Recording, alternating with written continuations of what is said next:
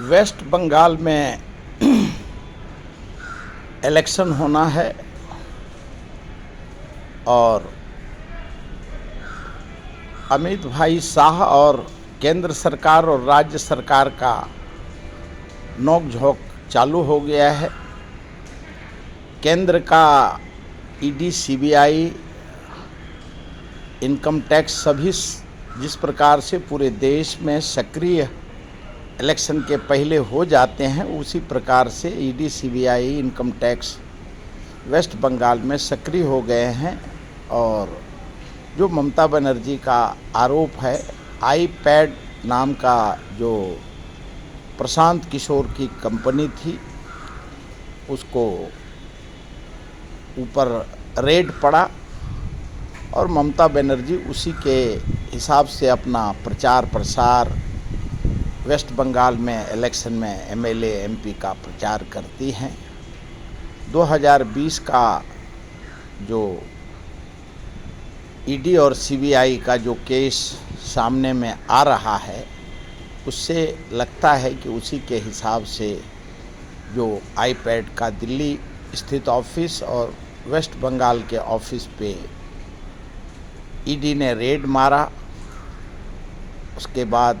waste Bengal के मुख्यमंत्री श्रीमती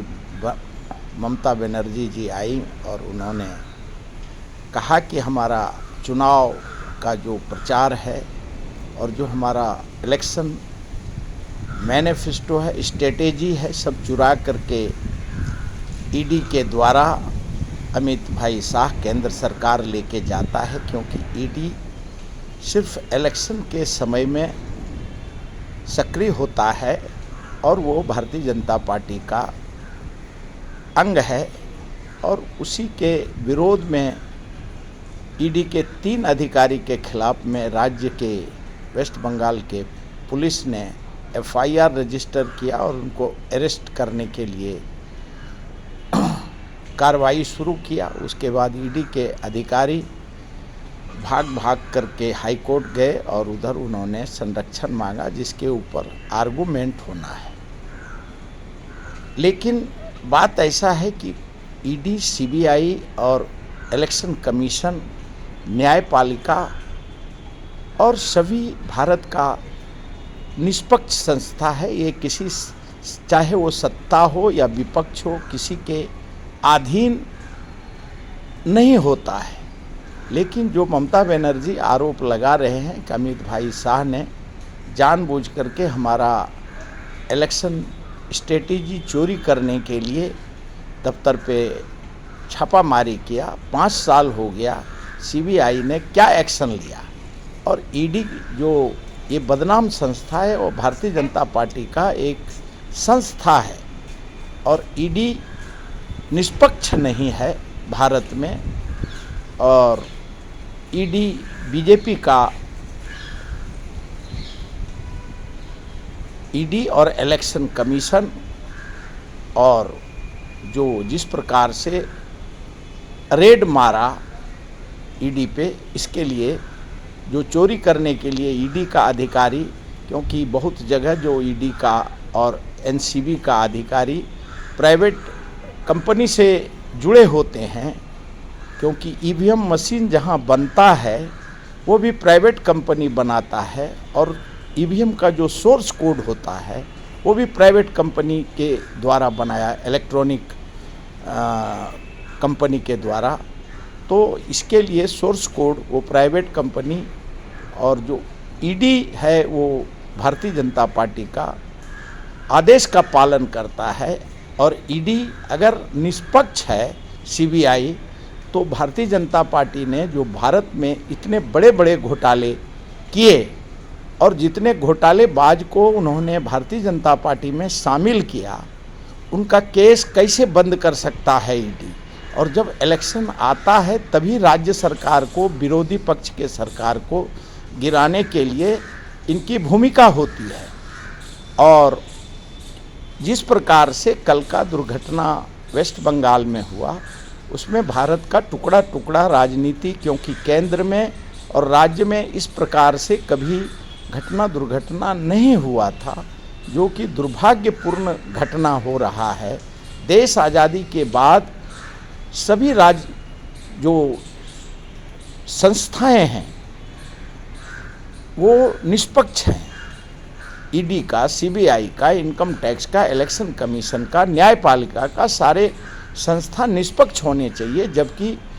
ये सब बीजेपी का उनके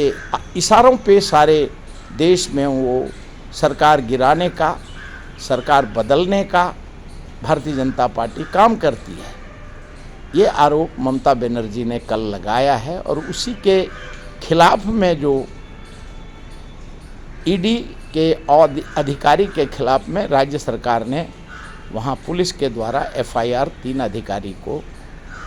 ऊपर, ईडी के ऊपर, क्योंकि ये बात चिरंतन सत्य है कि 5 साल तक ईडी चुप रहता है और भारत में और बिहार में लोगों ने देखा कि एसआईआर के द्वारा जिस प्रकार से नाम काटे गए,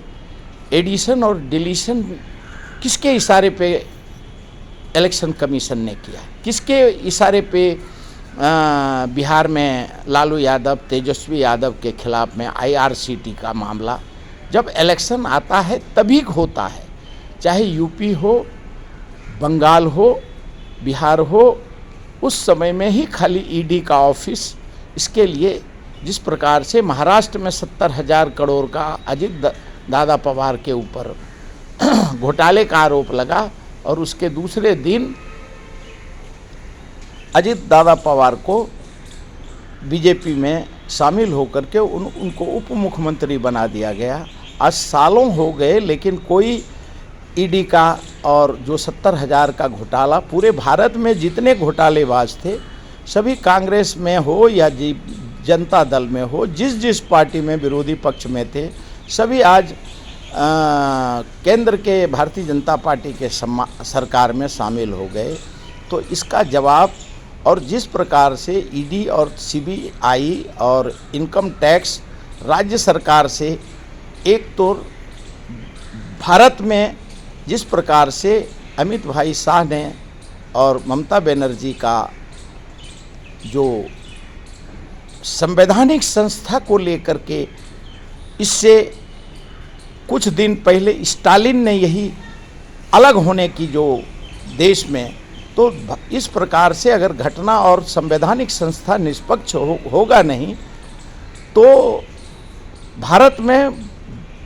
वेस्ट बंगाल और भारत सरकार में अलग होने की भूमिका के ऊपर ये एक दुखद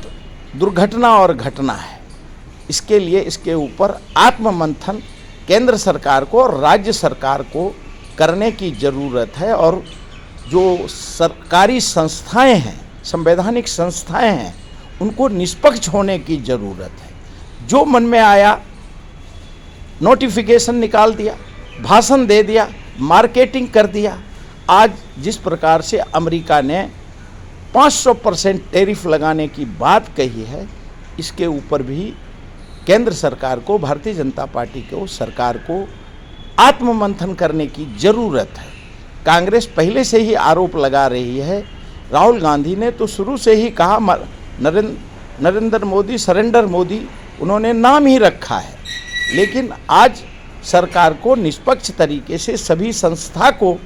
सरकार आना और जाना लगा रहने वाला है राजनीति पार्टी का, लेकिन संस्थाएं को बदनाम करना, किसी भी